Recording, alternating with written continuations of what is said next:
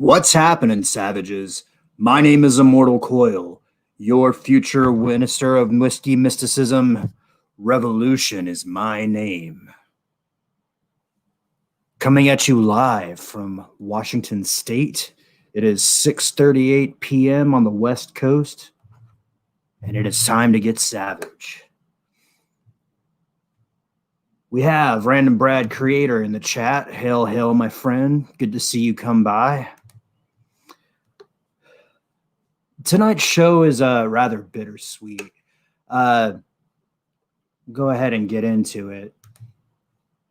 Yesterday, we lost Eddie Van Halen at age of 65.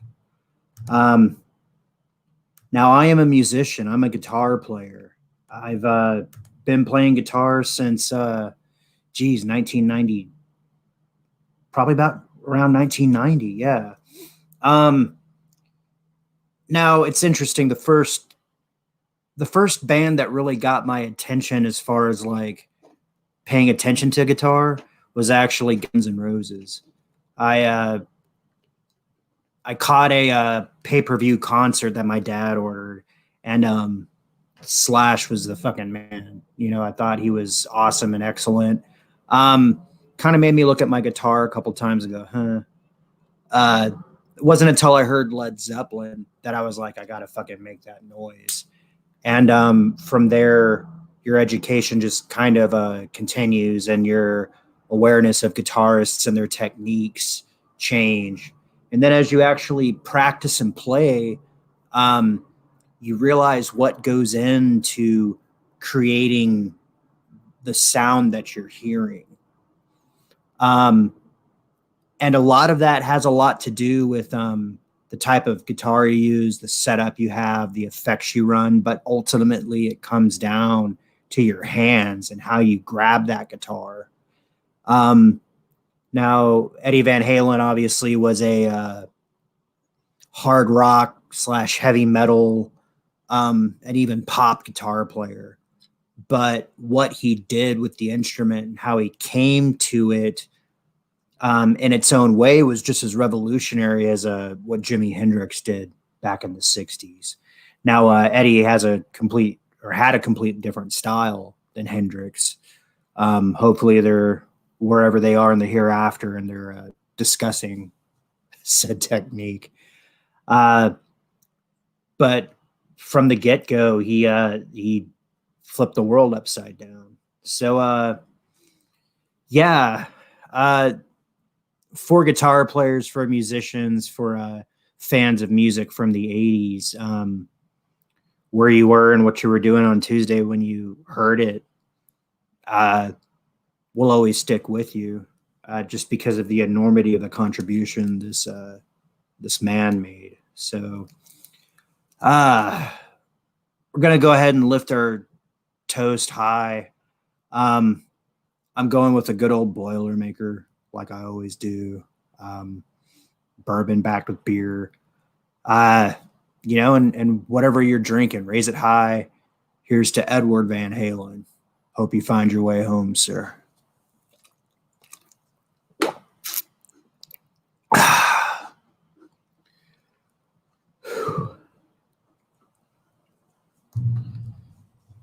So where was I? I was actually in my work van. We were driving back from a job site, and I was going through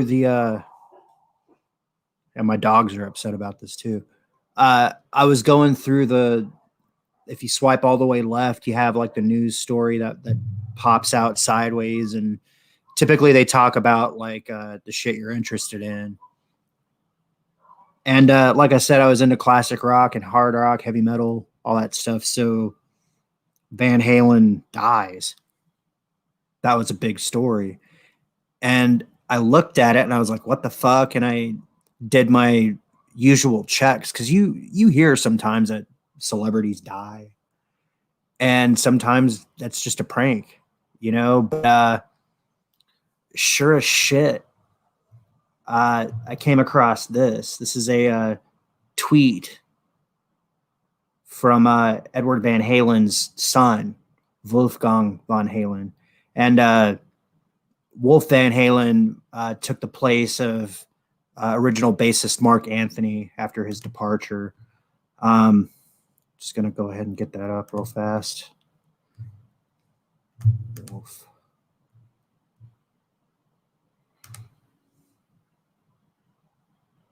Stop.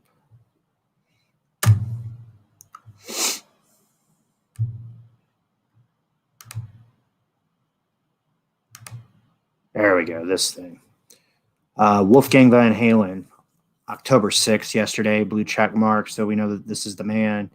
Got a great picture of Eddie right here, just kind of grinning. Probably how he wants to be remembered, just laughing, loving life kind of guy.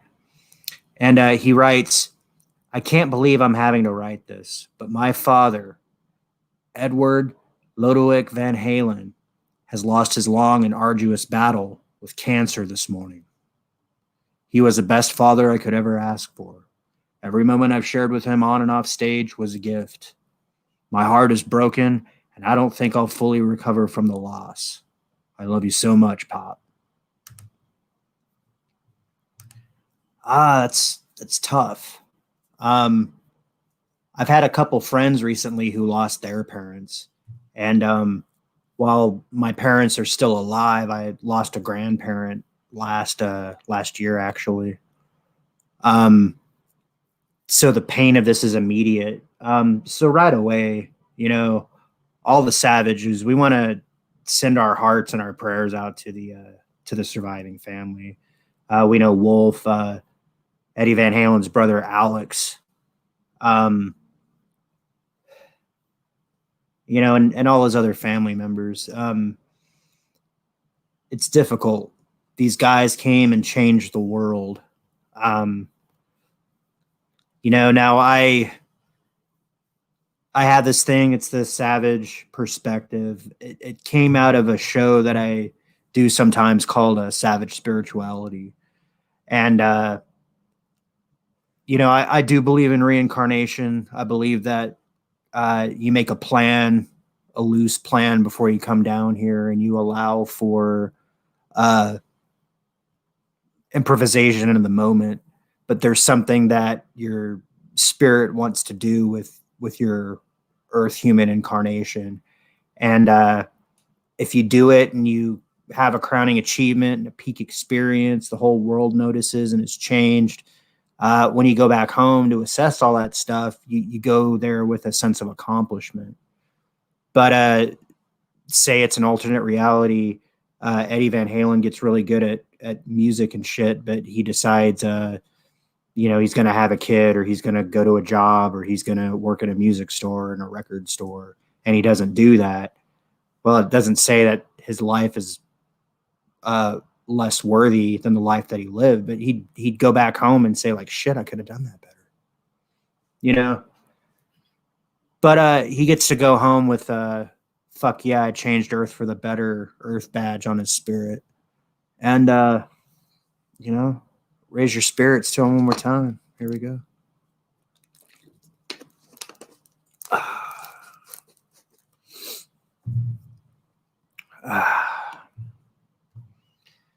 Okay. Well, we're going to go through his career and give him a good tribute here. Edward Van Halen and his brother Alex and his immediate family were from the Netherlands. Scrolling through Twitter yesterday as I was I found this really cool post from the U.S. Embassy to the Netherlands where they say, R.I.P. Eddie Van Halen. Your music inspired countless people to pick up a guitar and strum a few chords. A son of the Netherlands who made the U.S. his home, you represented the best of both worlds. #jump, #EVH. Love that shit. And then if you're in this tweet and you scroll a little bit lower, you have all the people. There's me at the top because I'm looking at Twitter, so it shows my tweet first. It's not the first tweet.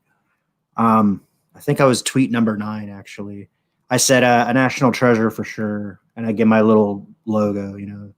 There's a fist, there's a skull. toast of beer, smoke of whatever you prefer. Um, you got people paying their respects, but I get to this Twitter user S Coots at SJKZ, and he says, "Here's the 1962 ship manifest of Dutch immigrants arriving in America. See 11 through 14 for the Van Halen family. Thank you for loaning Eddie Van Halen to the U.S. Hashtag RIP Eddie Van Halen." So I'm going to pull this up, this image here.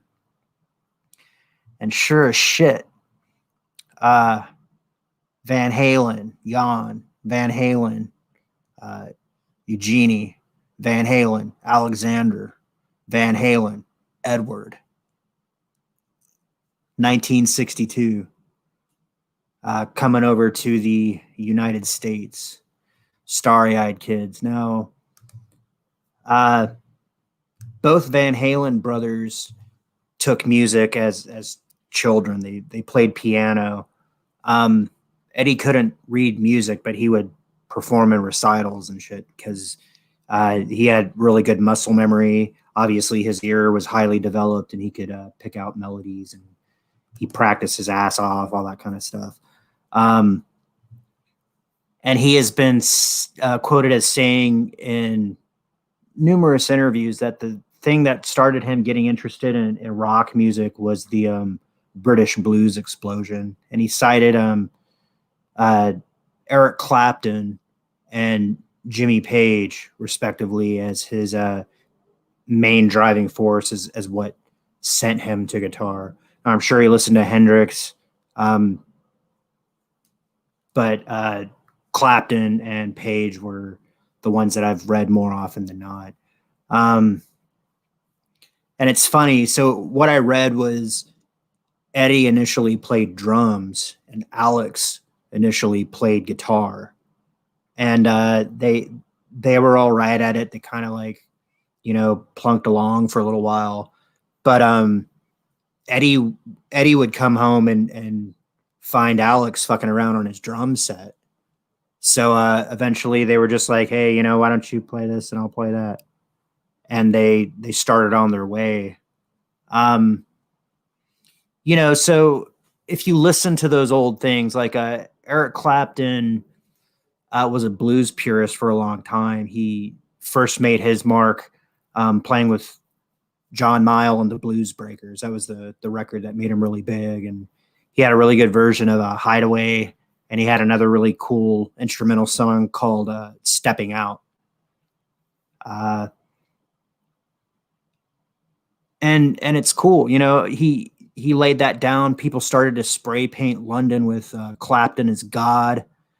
And he went on to form Cream with Jack Bruce and Ginger Baker. And Cream like fucking blew up all over the place. They made a big splash in America. They played this heavy bluesy proto hard rock. There was some hard rock and stuff in it, but it was still very much blues based. Eric Clapton played a Gibson SG. He played 100-watt Marshall stacks. He had a fuzz tone. I don't think it was a Roger Meyer fuzz tone. I'm not quite sure. Yeah, we're gonna get stupid with gear on this whole Eddie Van Halen tribute. Like I said, I'm a guitar player. This is close to my heart, so we're gonna nerd out on this shit. Clapton was also famous for using the wah pedal. He used it a little bit differently than Hendrix did, but still to great effect. And plus, he just had that attitude. He long fucking hair. He had a mustache, cigarette hanging out of his mouth. He did it with that touch, that vibrato, that phrasing, launching so many garage bands and blues rock bands. Geez, what's the song called? She Walks Like a Bearded Rainbow. Every band has a version of that like riff that they just kind of jam on. and then Sunshine of Your Love. You know, that's probably the riff that launched 1,000 bands.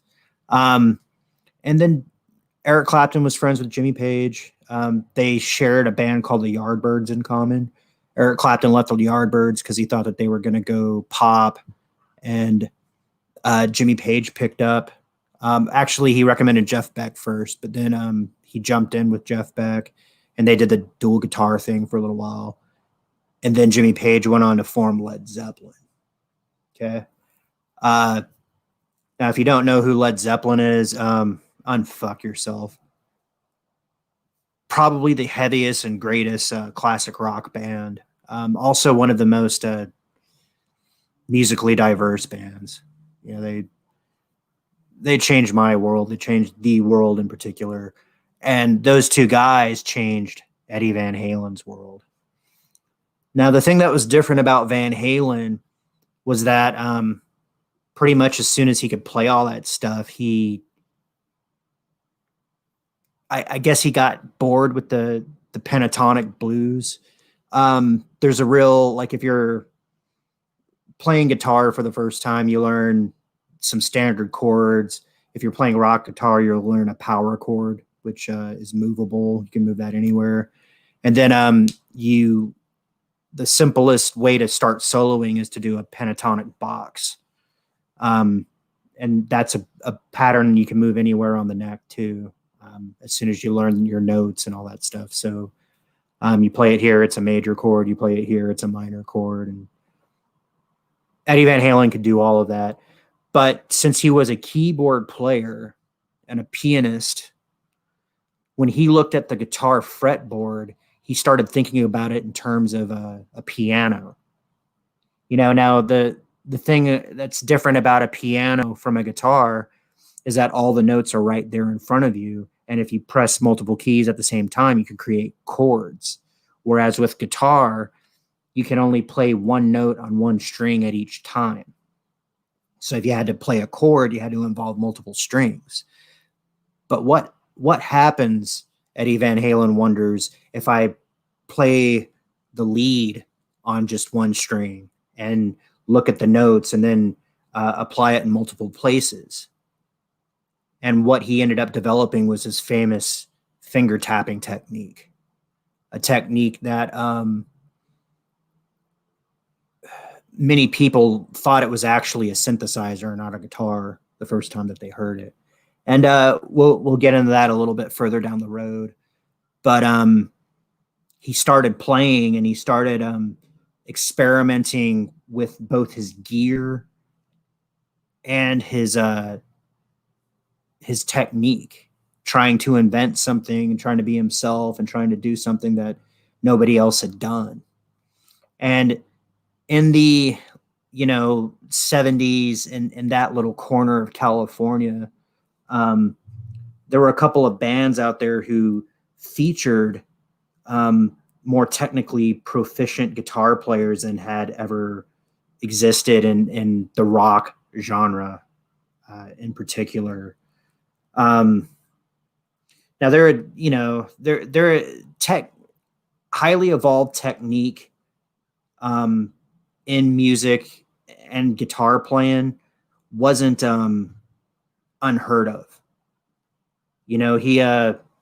Their jazz guitar players have been playing crazy licks for years, going back to since jazz was invented. You go back to the 20s, Django Reinhardt, he was all over the place, even though two of his fucking fingers were melted. Les Paul, the guy who the guitar is named after, he was an insane instrumentalist. Wes Montgomery. You go to the blues, you got people like T-Bone Walker, you got Robert Johnson. So high levels of technical proficiency on the guitar is not unheard of. What was unheard of was how Eddie Van Halen transferred and in some ways invented technique in a high gain rock and roll application. So back then, late 70s, there were three groups that were pretty much kings of the scene in terms of guitar technique, sound and presentation, giving similar type of shows and having similar kind of gimmicks, and having more of like a happy kind of party atmosphere as opposed to like Zeppelin was very adventurous and their lyrics were ponderous. And for me personally, I never really liked songs about how much fun we're going to have and how much we're going to rock you. But that's just me speaking as a musician, as a guitar player and a lyricist. I gravitated more towards lyrics like Led Zeppelin because they were kind of like the Beatles in some ways, kind of like Floyd and Sabbath in some ways, where they took you on a journey and they took you out of your immediate surroundings. You analyze where a lot of those bands came from, and they grew up in like noisy, polluted post-war fucking misery, and they just wanted to get out and get away. So they listened to music from overseas and they read books like J.R. Tolkien's Lord of the Rings, and they went and saw horror movies and things like that and infused all that shit into their music. Well, California is like a happy, sunny, get any substance you want, and we're coming off the free love era, and, so let's party, let's have a good time. Must whet my whistle. Okay, so 3 bands stand out. There was a band called The Boys, led by a guitar player named George Lynch. There was a band called Quiet Riot at the time, featuring a guitar player named Randy Rhoads, who would go on to play with Ozzy. He wrote Crazy Train and all that stuff. And then there was Van Halen. So whenever a fucking great idea happens, usually it happens several places at the same time because life is trying to move forward and evolve itself and all that kind of shit. So technique, let's play the guitar better than it's ever been played before. Let's play it louder than it's ever been played before. Let's play it with the new gadgets that they have coming out so that we really stand out. But let's also give a really good show, something that people will go home and talk about. Now, in my opinion, the Randy Rhoads era, Quiet Riot, you could see some of where he would go with that, but he wasn't like he was with Ozzy, because Ozzy brought something out of him and he brought something out of Ozzy. And for my money, I prefer Randy Rhoads' technique and note choice a little bit more than I prefer Eddie Van Halen's. But Eddie Van Halen's tone, in my opinion, kicked the shit out of Randy Rhoads' tone. They both used Marshalls, but Randy Rhoads had like this big noisy effects thing that Ozzy actually called the chip pan, because it sounded like the noise potatoes make when they fry, and that's noise, electronic noise. And from what I heard, Van Halen and Quiet Riot would kind of like mean mug each other and like, yeah, you think you could do this? Well, I'm going to do that. Well, but Randy Rhoads actually thought that George Lynch was the best. And all 3 of these guitar players incorporated like neoclassical ideas to varying degrees. I would say George Lynch probably had the most technically developed in terms of like technique and the ability to play complicated, incredible things. Eddie Van Halen was able to reinterpret what had come before with flair and flash and bravado. And then Randy Rhoads was very scholarly in his approach. But whereas George Lynch and Eddie Van Halen were natural showmen, Randy Rhoads could go out there and put on a good show, but he was a lot more private. You know, he didn't want to be loud and take up space and, you know, except on his guitar. He did his talking with his fingers. And when we're talking about gear, okay, now I'm a guitar player. I'll talk shop and I'll do nerd shit on this. You know, I had a couple of friends who were having Eddie Van Halen broadcasts, like memorial tributes, and they were like, "Hey, do you want to come on and talk about it?" And I was like, "I don't think you guys want to talk about the same shit I want to talk about, because in my experience, when you play music, music happens to you, and you train yourself to do something well enough to express yourself. It's a lot differently than sitting there passively listening to something and bobbing your head and trying to hit on the chick next to you. You know, you really take care and you're very aware of what it takes to make something. And Eddie Van Halen was never satisfied. I'm going to switch to the next tab here.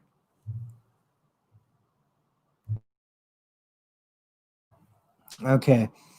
We get these images from VHND.com, which is a Eddie Van Halen pseudo-official web blog. So what we're looking at here is a museum sort of showroom, and this is Eddie Van Halen's actual fucking setup from the late 70s. The white guitar you see here is actually a replica. This is not the one that he personally built. This one was built to the same specs, but it gives you an idea of what he had to work with.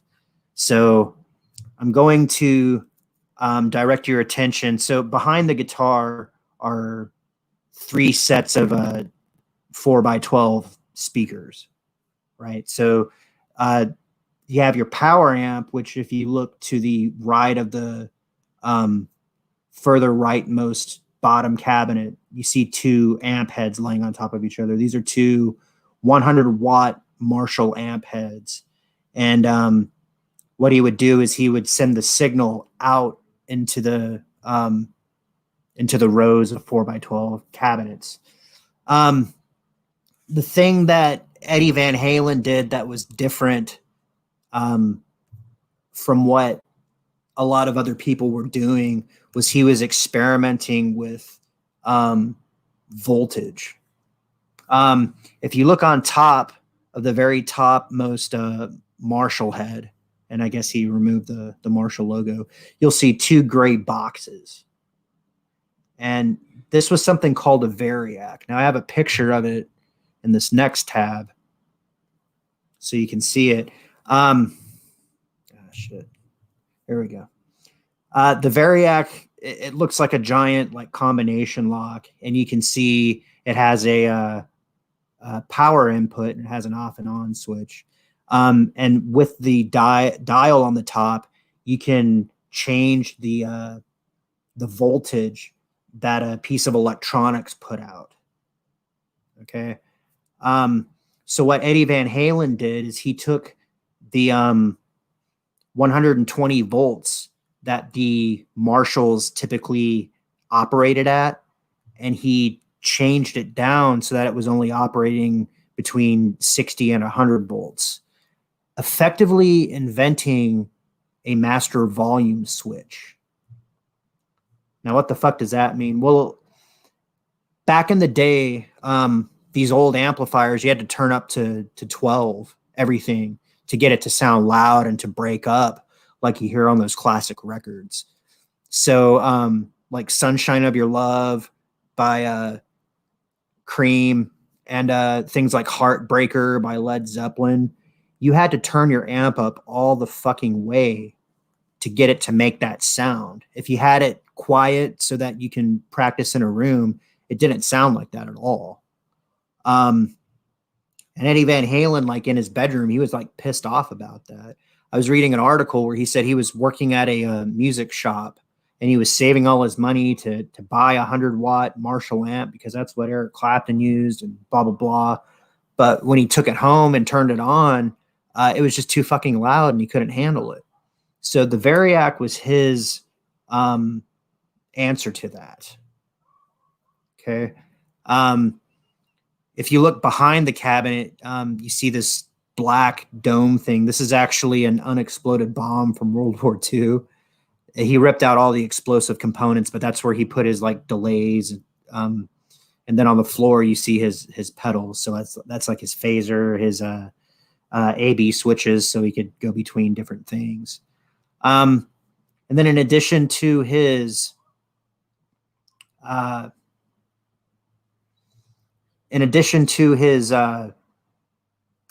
amps, he started fucking around with his guitars.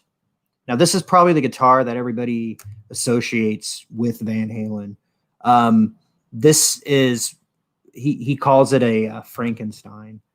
What he did is he took a Fender Stratocaster and he ripped out the middle pickup and he routed out the body of the bridge pickup to accept a humbucker, which is the double coil thing that you see there.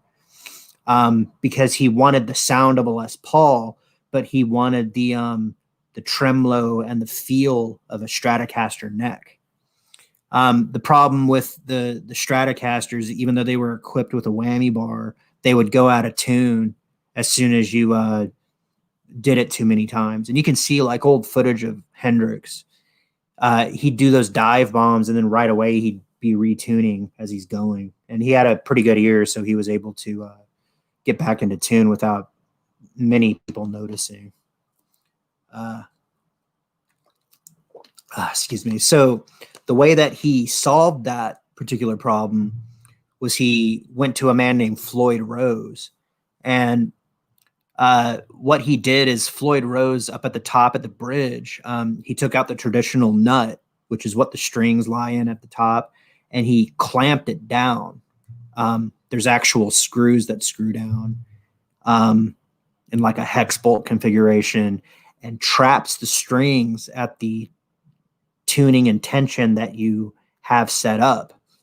And then down at the bridge, you had counter tuning pegs, which held the tension at the bridge side. So effectively, you could go as deep as you want, as low a note as you can think of, and still maintain tuning when you came back up out of the dive bomb. So together with his altered amperage Marshall heads and this Floyd Rose thing, he was able to employ high gain distortion and use harmonics and his tapping and his knowledge of music theory in order to totally reinvent the palette. And like I'm saying, those other bands, they were able to do similar things that Van Halen was able to do, but not quite the same way that Van Halen was able to do it. And through serendipity or fate or whatever the fuck you want to call it, the will of the universe, Van Halen was the first to be discovered in that capacity. Van Halen was playing clubs like the Starwood and, you know, fucking whiskey and all that stuff on the California coast. And one day a club owner brought out Gene Simmons from Kiss, right? Now the painted fucking faces and spit fire and have blood running out of their shit and rock and roll all night, Detroit Rock City, those guys. They later met Scooby-Doo, from what I understand. But Gene Simmons came out and listened to their set and was fucking blown away. He actually brought them to a studio and recorded their first demo for them and helped them shop it around. But for whatever reason, they didn't like it from Gene Simmons, you know. So little time goes by. They finally get discovered. They finally get their record deal. 1978 in February, Van Halen 1 comes out. And there's 10 songs on it. It runs about 35 minutes. Classic fucking record. I listened to that record a lot when I was a kid. Definitely as a teenager, definitely as a guitar player. And it's also one of those things I never wanted to quite play like that. I wanted to have the ability to, but as a statement of music, it was powerful. It changed a lot of shit. Van Halen were kind of lumped in with the new wave people instead of the heavy metal classic rock people because the sound was so different. And I've read different articles over the past couple of days. They were saying like, oh, it's the California sound. It's like happy and funny and it's not like the doom and gloom or the dragons and fairies and hobbits and all that kind of shit. It was a new take on old ideas, and I've some of that stuff, especially the California stuff, to me sounds like it was a little more show busy in the chord choices. It reminds me of like old shows that's all like shit like that. But it was fun. It was party central. It was all that stuff. But at the center of Van Halen, of course, was his incredible technique. Now, I imagine the stream is going to get yanked at some point because, well, they don't really play streams. But because this is a tribute, I'm going to go ahead and play some Van Halen. And particularly this song, Eruption. Okay. Now, again, I'm a guitar nerd. Let me do something real fast. Stop that.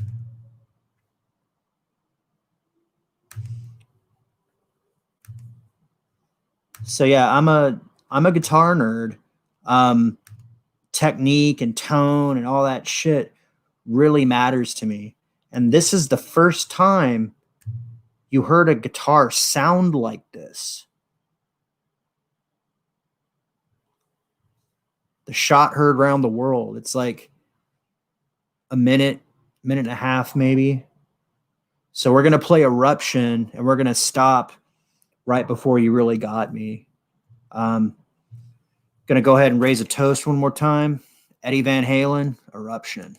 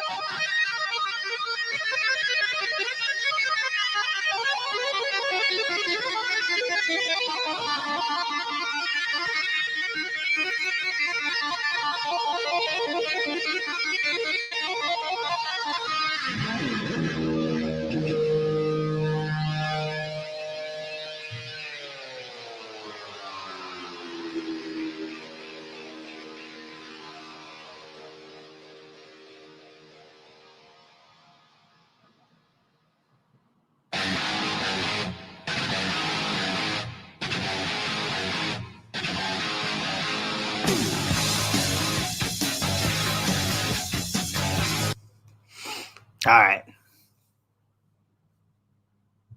So if you are a Van Halen fan, you've heard that song 1,000 times, and it never ceases to impress me. At the very end, that's the tapping stuff. That's the thing that really yanked people's heads off their fucking necks when they first heard it. Because no one had ever done that in this context. There might have been like an obscure thing where somebody figured out how to tap once or twice, but they never really quite did those triplets or sextuplets like Van Halen did in that capacity. Gonna fucking feature Random Brad. He's fucking digging this shit. I appreciate you coming out, man. Random Brad's one of those dudes. He's here like every fucking week. Fellow savage. Fucking A, dude. But Eruption was the second track of their first album. The first track was Running with the Devil. I really like that song. Pretty much every time I go to a bar and play pool, I put $1 in the machine, and fucking Running with the Devil is one of the things that comes on. But for a band to have the balls to put a guitar instrumental second up on their debut album, you knew you had to have something special. And from what I heard, that song almost wasn't on the album. The producer of their first album was named Ted Templeman, and he'd go on to produce a couple other records and a bunch of other records in the 80s. He's probably a lot like that dude who had to take a piss on a Steel Dragon, right? But Ted Templeman was like setting up mics and fucking with the dials and all that stuff, and Eddie Van Halen was sitting there on his guitar working out the guitar solo he plays every night, and he was just trying out different shit and doing Eddie Van Halen things. And Ted Templeman's like, "What the fuck are you doing, man?" He's like, "Oh, I'm just practicing, just warming up." And he goes, "No, you need to record that. We need to fucking get a mic on you right the fuck now." So he goes, "Okay." And, he plays that. That's what fucking came out. And the importance of a producer in the sound of a record, because I don't think he helped with like musical choice or input, really. He's like, "Oh, that's a nice song, but you should put it in F minor, an F major." No, fuck that. What he was good at was miking and mixing instruments. So Alex Van Halen's drums sound really, really good. Eddie Van Halen's guitar sounds really, really good because this dude knows how to record shit. And it's the same thing. A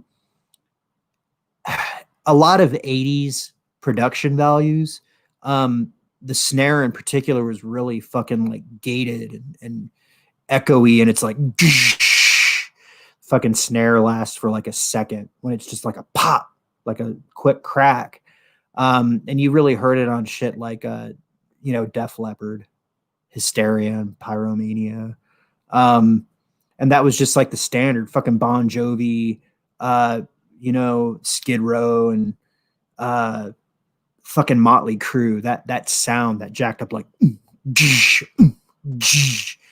it just doesn't sound realistic. If you go and see those bands, and I hear that on the radio nowadays too.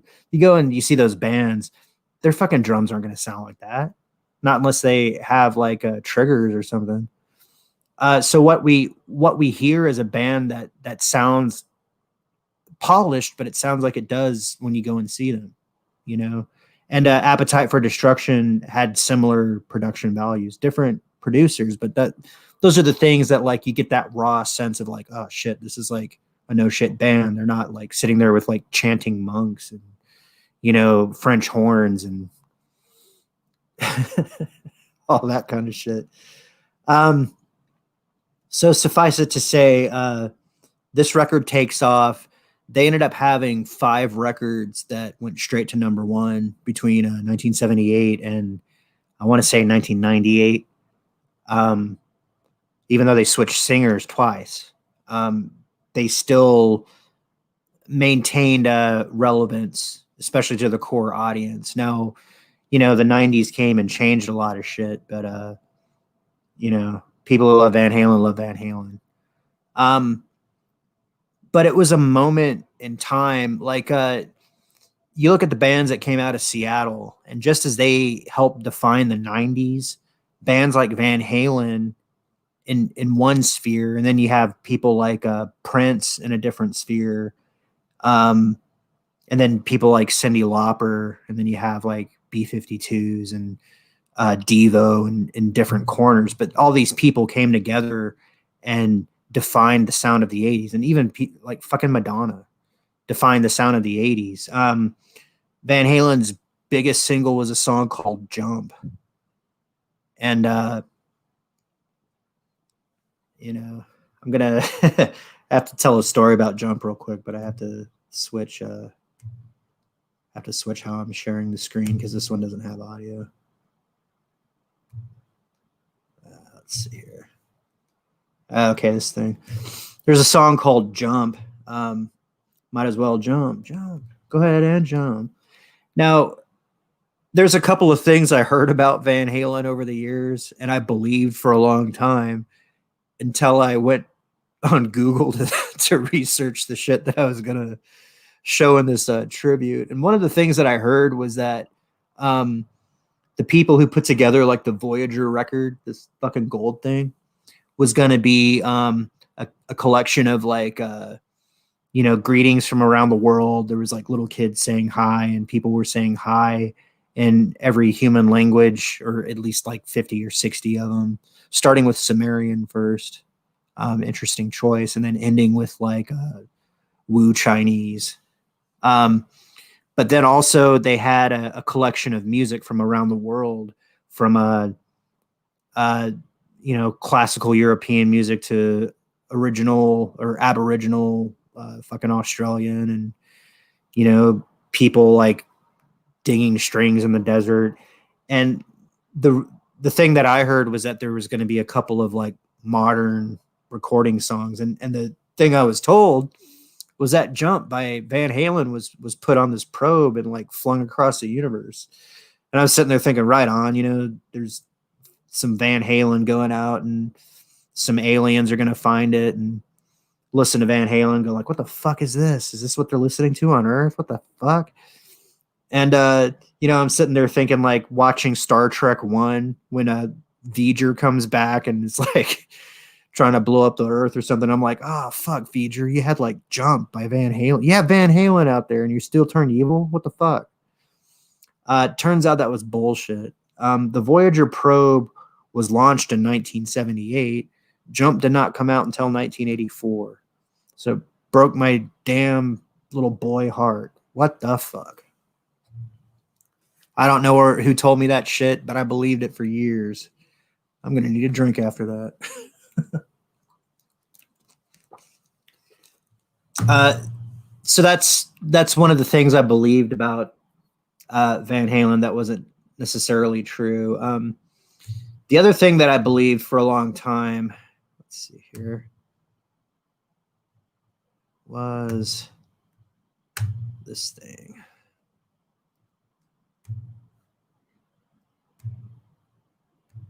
Tab, share audio.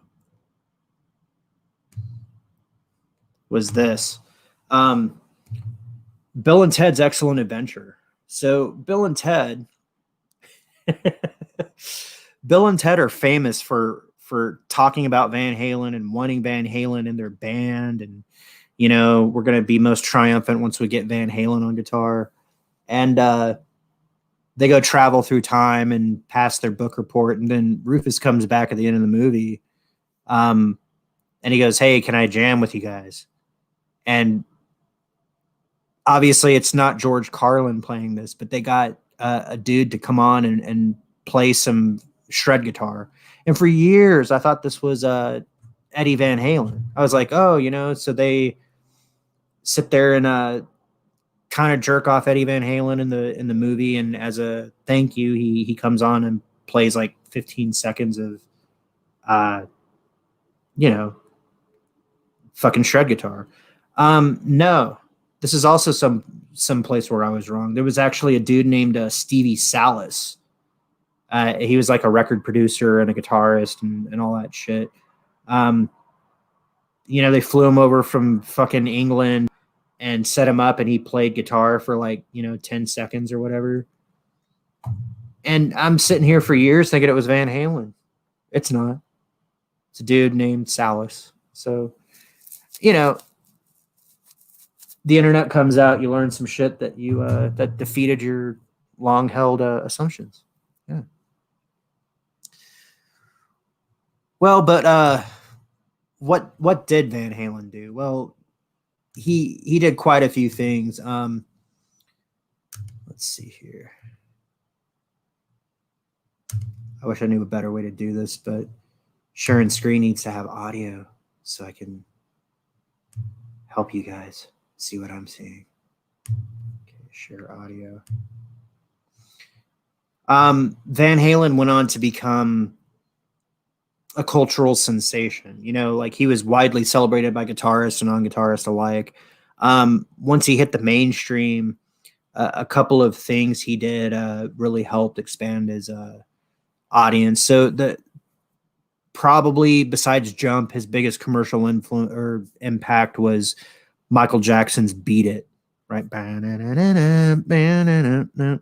Michael Jackson himself was a pioneer in what became the music video in its evolution. Because even like old Van Halen videos and videos typical of the time, they either they tried to recreate the experience of seeing them live. So something like Panama, where they're just playing the crowd, it's in fist pumping and jumping around like jackasses, and I think they swing on a trapeze or like a, you know, some sort of suspension belt. Um, that's what music video was. And then Michael Jackson comes along and he's making these like little movies. And when I was a little kid and I was watching videos from Thriller, I thought that it was like a movie. You know, Billie Jean feels like a movie. Fucking Thriller feels like a movie. And then Beat It kind of seems like a little movie too, because you know Michael's sitting in his fucking apartment, just like sitting there, like who the fuck are these guys down there? They're trying to fight. No, not on my turf, not on my watch. So he goes down there and he tells everybody to beat it. But in the middle of that song, we hear Eddie Van Halen. You know, it's again, it's like 20, 30 seconds. He said he did it in about half an hour and he just thought it would go away and he was just being nice to a kid. But Thriller became like one of the biggest selling albums of the fucking 80s. And Eddie Van Halen was right there with it. I think David Lee Roth and his brother used to tease him about being in Michael Jackson. But fuck, dude, if it pays you money and you had a fun time doing it, the Beat It riff's not that bad. Right? So yeah, all that shit made Eddie Van Halen a household name. You know, everybody knew who that motherfucker was.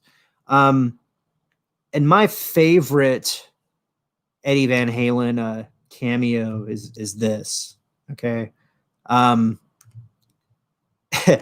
The scene of Back to the Future when Marty McFly is trying to convince his father that he has to go and ask out his mother, you know, and some like bullshit happens. George McFly doesn't even want to. How the fuck is it going to happen? Because if it doesn't, Marty's not going to be born. Now, again, I'm going to go ahead and play this fucking clip because it is in tribute to Eddie Van Halen. And if this shit gets taken down, fuck you, you're an asshole. All right, let's check this out. Oh.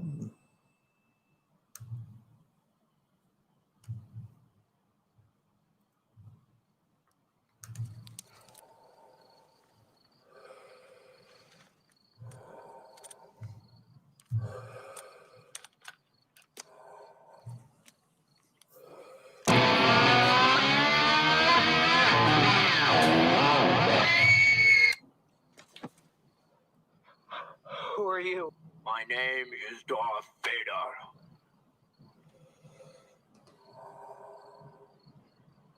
I am an extraterrestrial from the planet Vulcan. Mom! Dad! Silence! My heat ray will vaporize you if you do not obey me. Okay, okay, I surrender. I surrender. You, George McFly, have created a rift in the space-time continuum. I'm sorry. I'm sorry. I didn't mean it. Sorry doesn't cut it, George. The Supreme Klingon hereby commands you to take the female unit known as Baines Lorraine to the place called Hill Valley High School, exactly 4 Earth cycles from now. That's this Saturday night, George. You mean you want me to take Lorraine to the dance? Affirmative. I don't know if I can do that.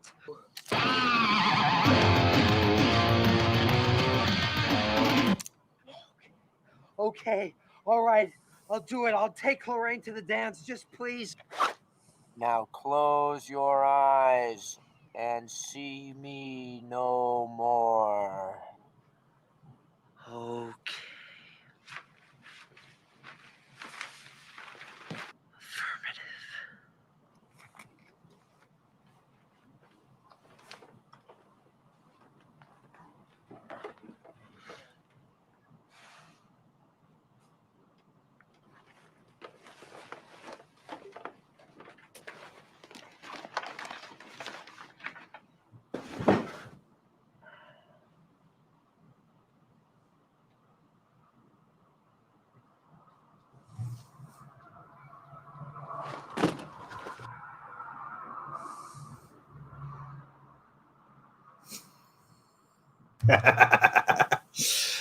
Okay. That is fucking perfect. Fucking perfect. Back to the Future was made by Steven Spielberg and George Lucas. And George Lucas obviously created Darth Vader, and he was a huge Star Trek fan. Throwing something in like this and then having Eddie Van Halen's lead fucking guitar blasting in 1955. Of course, the people are going to think he's a fucking alien, right? So yeah, we're about to come to close to the end of this tribute section. We just, it's hard to say goodbye, and it's hard to imagine that our heroes are mortal. But you know, everything that begins has an ending, and I have no doubt that Eddie Van Halen is in a safe place, and you know, thinking over his life and with the people he loves and all that stuff. I'm sure he's surrounded by people who are willing to express their gratitude to him. You know, and I guess I was bummed for a little while when I first heard it, but it sort of, knowing that he'd be okay. That's the main thing, and then that he made a positive impact on life. I wasn't a perfect dude, you know. I was reading how he for years he was drunk every day, all day, and he was on cocaine all day, every day. He said he would get drunk to take his to dial up his don't give a fucks, and then he took cocaine to counteract the drowsiness that alcohol brings on. Now I'm no stranger to the effects of alcohol, obviously.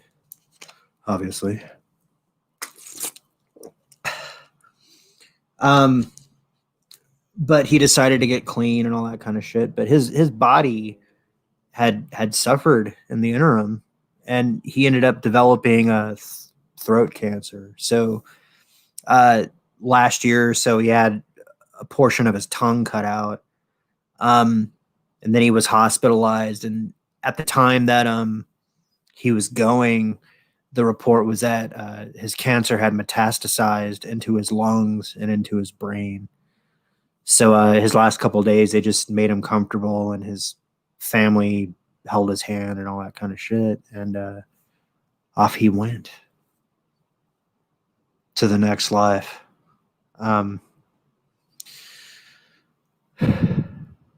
You know, and I tend to think that when you die, sure, your body experiences what it experiences, but you probably get to the other side and it's like waking up, except it's more alive there than it is here. So what did I do? I remember sitting on that truck and just what the fucking for a little while. I came home because they were playing Van Halen on the radio. You know, I came home and I grabbed my guitar. The only Van Halen song I ever really liked enough and felt compelled to learn was "Hot for Teacher." And again, it's not because of the lyrics. I think the lyrics are kind of cheesy, but the guitar playing, fucking amazing on that song. The opening salvo, the tapping, is enough to get your attention. Of course, Alex Van Halen's drumming. I remember being younger, and when I heard that song come on, I thought that the drums were actually a motorcycle. You know, and then my dad was like, "No, those are drums. They just processed them in the studio to sound like that." And I started thinking about it because Pantera, another set of brothers who play guitar and drums. Vinnie Paul's drum sounds a lot like how the Hot for Teacher drums sounded, and I could imagine them listening to Van Halen when they were young and dreaming of being a fucking rock star and all that kind of shit. But I got home and I was playing guitar by myself. Eddie Van Halen went out and created a bunch of effects lines, and he had a line of amplifiers designed by Petey called 5150, which is the same name as one of the records. And I have a Petey 5150 head and a Marshall cab, but not with me right now. Fucking Hot for Teacher. Hell yeah, Random Brad. You're actually the only one with us tonight. I guess everybody else is catching this on the replay if they give two shits about Eddie Van Halen. But I've been playing on 5150 equipment since I was like 20 maybe. You know, I played a 5150 head through a Marshall cab, and I was just like, oh my god, this is how I've always wanted to sound. Now when I'm staying with my girlfriend, I can't bring my full rig out here, so I actually went and bought a 5150 overdrive pedal made by MXR, and her kid had a little 10-watt practice amp, so I just brought my Les Paul out and plugged up my distortion pedal into it. Now, it's not like a fucking beatbox that you can pick up for $50. This motherfucker costs $200 maybe, with all the shit that I got with it. But I was fucking around with that tapping part at the beginning, and then I stopped tapping and I started playing with some of the notes, and I came up with like a pretty killer set of couple riffs. There's no lead guitar on this, but I ended up recording it onto my phone. And I made like a stupid little unlisted video that I'm going to share with you guys. So this is inspired by Van Halen, by that fucking lick, but it doesn't sound like Van Halen. It sounds a little bit more like, I don't know, Zeppelin or Aerosmith, but there's that initial impetus. And that's just because it's my fingers and my predilections towards music, but that initial impetus was from Hot for Teacher. So I'm going to play this. It's like a minute and a half, and then we'll move on to some other entertainment stories. Here we go. Hope you like it.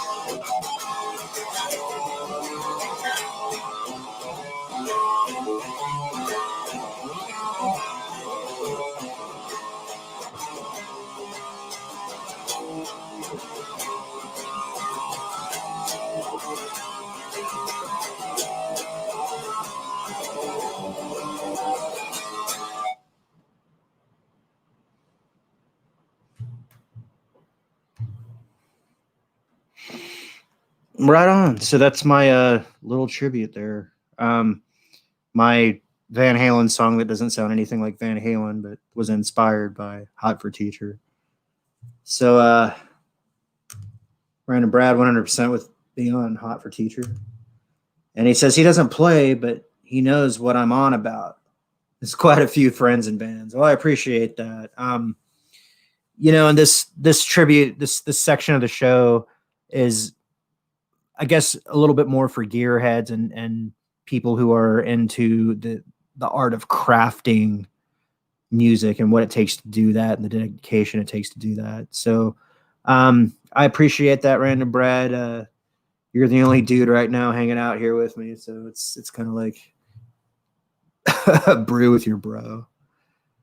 Right on. So that will conclude our tribute to Edward Van Halen. May he rest in peace wherever the fuck he found himself.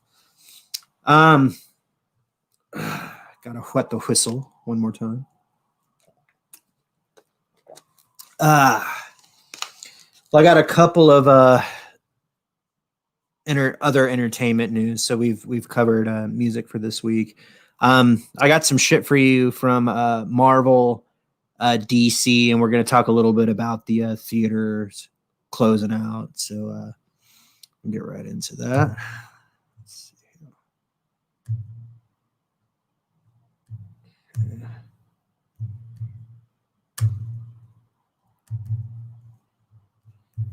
All right. First up on the plate, we got this.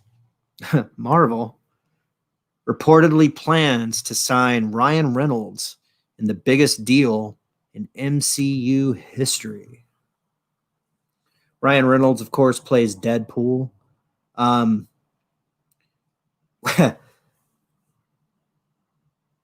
It's one of these instances where we know that Disney. I need to turn off this fucking ad choice shit. We know that Disney gives a grand shit about their earning stream, their money revenue, and very wisely they know that Ryan Reynolds is their cash cow. They made more. Ryan Reynolds' movie made more money than God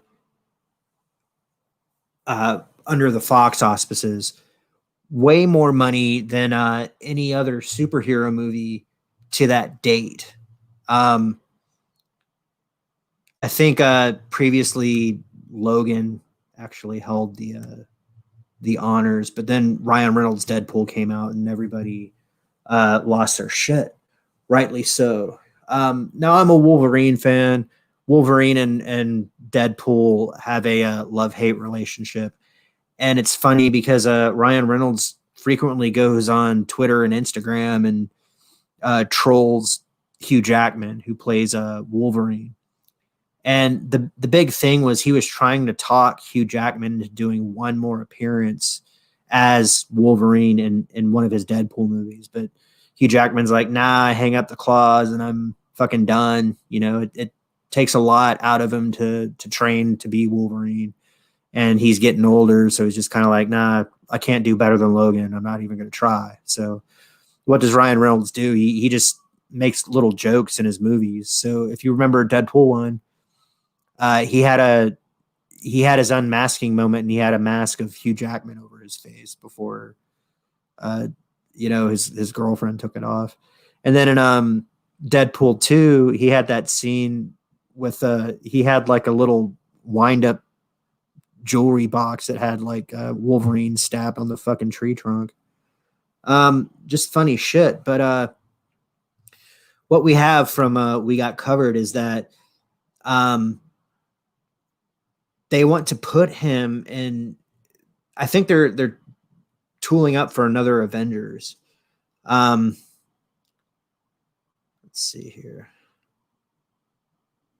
Yeah, I think the only thing that they're trying to work out is how to do Deadpool justice in the Disney verse, because to me, Deadpool should have different rules. If you're going to make an exception, or if you're going to go for a higher rating, or you need to figure out how many cuss words can be said in a movie before it needs to get moved into a different rating category, give Deadpool those cuss words. Give Deadpool those, let him be a jackass so that people like Captain America can look that much more righteous, to use a Bill and Ted term. And then similarly, since we hit on Deadpool, I saw this too. Kevin Feige wants Hugh Jackman back as the Wolverine for an Avengers movie. And I fucking hate these commercials. I'm gonna kill these guys as soon as I can. Well, sorry about that shit. This is obviously a garbage tier website, Cosmic Book News. If you're going to get your news from somewhere, don't get it from here, because you're just going to get all this kind of shit going on. The shaky fucking cam. Okay. Well, I'm just going to go ahead and kill that screen because it's too fucking annoying. I can't stand that.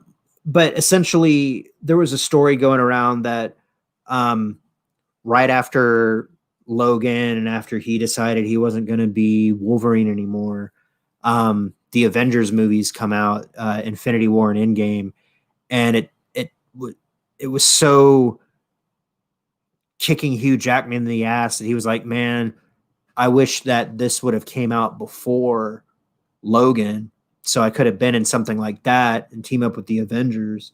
If you've been keeping up with Marvel lore, Wolverine Logan, because of his incredible lifespan, met all the Avengers back in the day. Now, originally, it showed him fighting alongside Captain America in World War II.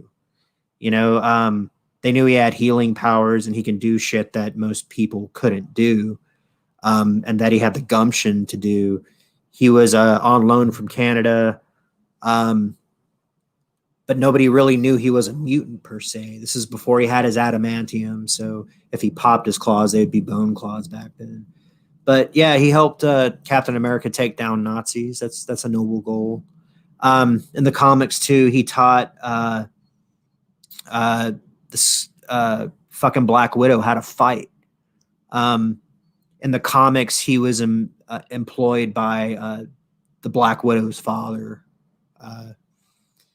And he helped train the Black Widow as she was a girl. And they both realized that her father was planning to betray them both. So Wolverine kind of fucked off, and then the Black Widow ran away and began her mercenary life. Of course, years later, Wolverine gets his adamantium, and his mind's changed around by the Weapon X. Oh shit, we got a Rookie Critic in the house. What up, Rook? Thanks for stopping by. And then he gets new marching orders. He's sent after the Incredible Hulk. And chronologically in Marvel history, Wolverine was introduced in 1970 as a foil for Hulk. So, he has dealings with all of these Avengers. It would just be natural for him to appear in an Avengers movie. Can Kevin Feige do it? I am not sure. If anybody could do it, possibly Kevin Feige. But then again, you know, Hugh Jackman's like 52 or 53. We mentioned the toil it takes. It's hard on his body for him to train and build muscle and cut down fat. Easier to do in your 30s. It gets harder to do as you age, you know. And then the fact that Logan was such a superb movie, man. I can count. There's probably only like 4 or 5 movies that are tear jerkers for me. Logan does it. Logan absolutely does it. Very phenomenal experience. Very one of my peak cinematic experiences. I went and saw that fucking movie 5 times. I shit thee not.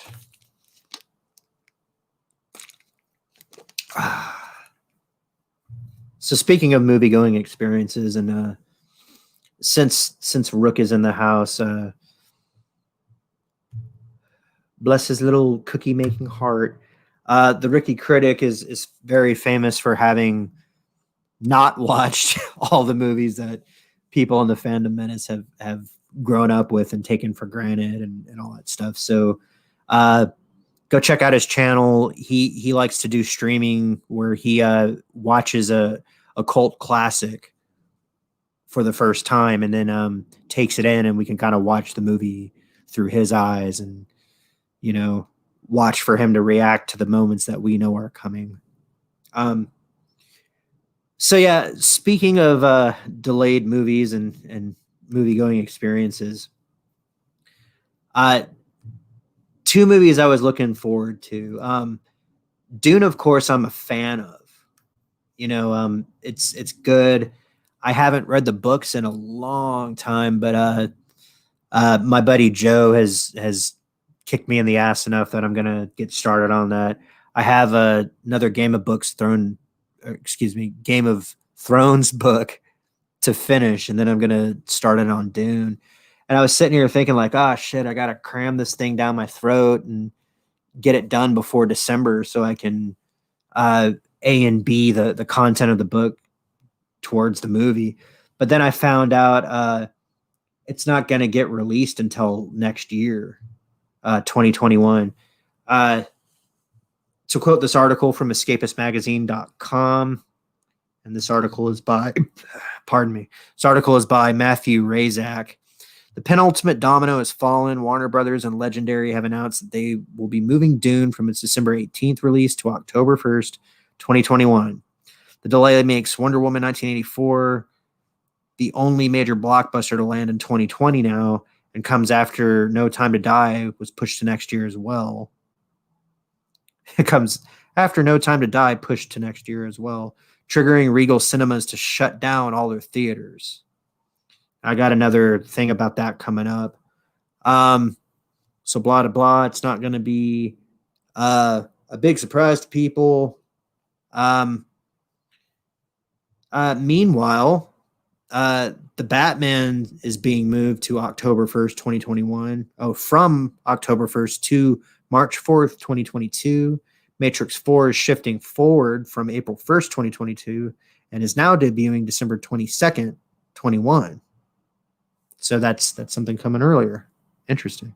The Flash moved from June 3rd, 2022 to November 4th, 2022. Shazam 2 has shifted from November 4th, 2022 to June 2nd, 2023. Jesus Christ, it's getting late. Black Adam and the adaptation of Minecraft. It's going to upset a bunch of kids.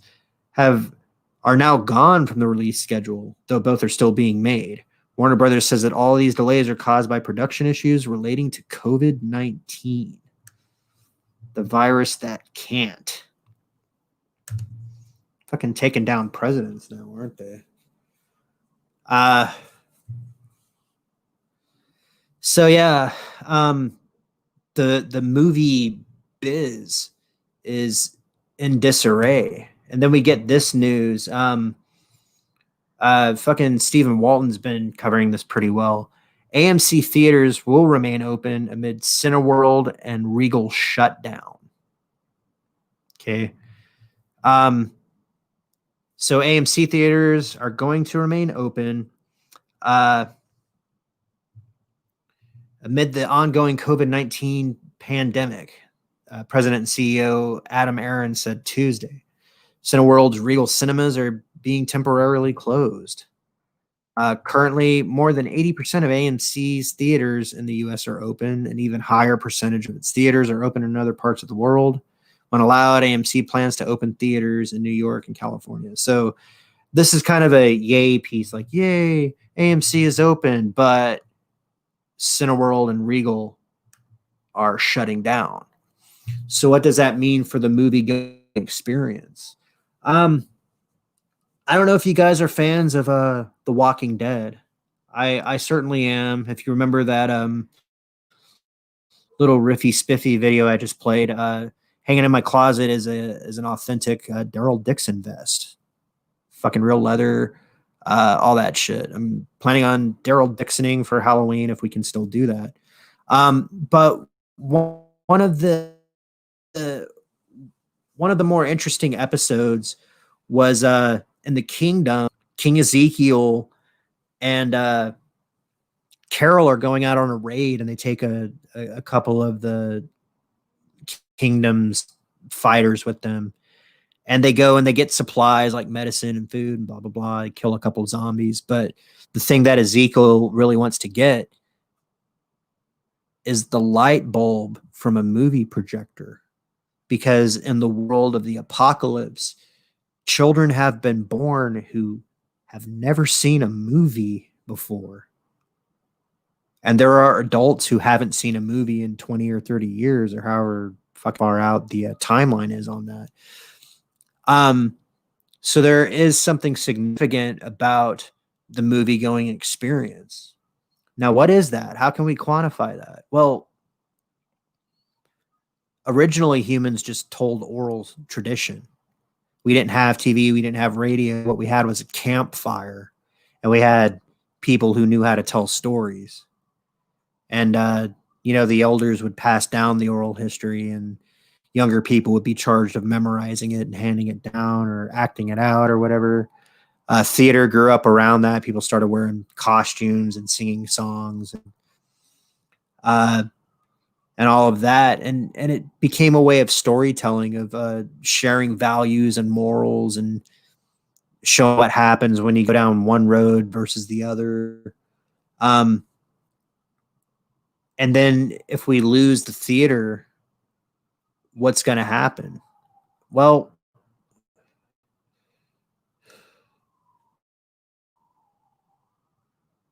you won't be able to share your movie going experience. You won't have quite a big screen to watch your shit on. But what's going to happen is this. Streaming services, they're going to take over. I don't know if you guys have seen this yet. I watched the South Park pandemic special over the weekend. Very super funny, right on point cultural commentary that South Park has always delivered, along with their fucking edgy, gross graphic humor at the same time. But they use those shocking elements in order to make a larger point about how we're living with the pandemic. Apologize for the sirens. Apparently, what I'm doing is illegal. No, but this larger thing, South Park and this other story right here, Bill and Ted Facing the Music was a hit on streaming. How much did it really make? It made what's it say, $32 million from video on demand sales, made a additional $5 million at the theater. Okay. Now, what that says is that in the pandemic, people are getting video on demand and streaming services piped directly into their house. They're doing things like YouTube. That's a big thing now too. Trying to get entertainment delivered to you because you can't go out anywhere without risking your health, supposedly, is creating a trend that the movie theaters cannot compete with. Their whole bag is that, you know, forget about your life for a little while, come out here, buy a little popcorn, buy some jujubes, sit down and watch your favorite action hero beat the shit out of the villain.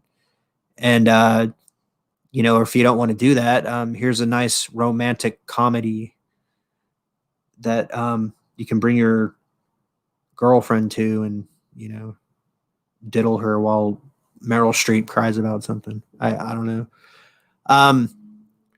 But absent the theater houses to do that, people are going to grow accustomed to this video on demand streaming instant service. And then soon, once the theaters close their doors, you're not going to have any other option. Now I want to put on the tinfoil hat for a little bit, and just supposing that life isn't going to return exactly to normal. And maybe it's designed that way, maybe it's not. I don't know. But the idea that we can't move around in public without covering our faces like we're some sort of third world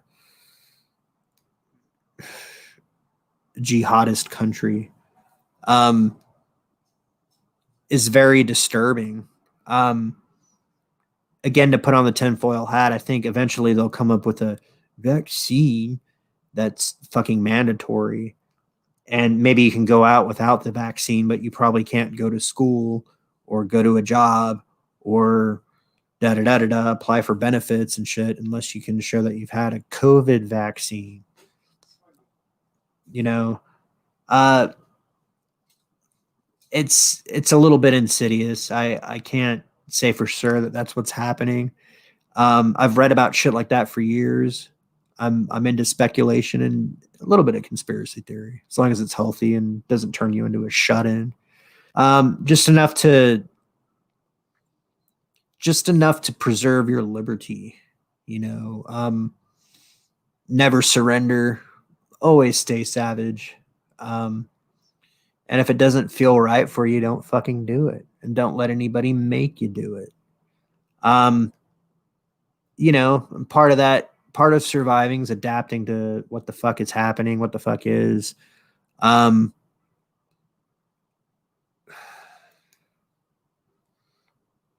But you have to make your own stand. You have to make your own choices, you know. Feel it out. The universe is what it is. So yeah, I want to thank you guys for joining me tonight. We still have both Rook and Random Brad in the chat. I appreciate you guys for fucking showing up. I know more people prefer to check this out on the replay, so enjoy the Van Halen tribute. Enjoy the music. Be good to each other.